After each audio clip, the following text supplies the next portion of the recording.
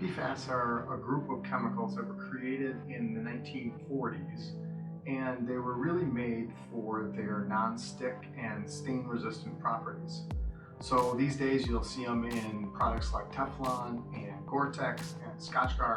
So the industries that use these chemicals, obviously carpet making, pans and furniture and things like that, they'll have PFAS at their facilities. It's also used in firefighting foams at places like airports and military bases and chemical refineries, things like that.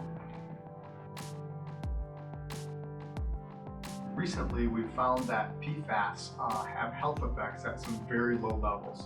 Typically, we're measuring things in parts per million. With PFAS, we're finding that they may have health effects at the part per trillion level. One of the other problems with PFAS is they are what we call bioaccumulative, meaning that they build up in body tissues of not only people, but also animals and plants. And they don't break down very quickly in the environment, so they stay around for quite a while. We've seen that PFAS can affect especially dairy.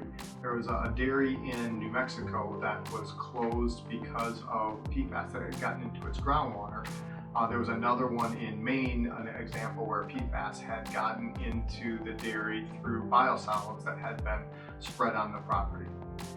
In general, I think food is getting a lot more attention with regard to PFAS, and the start of that comes at the farm, and so I think farms are going to come under more and more scrutiny when it comes to PFAS.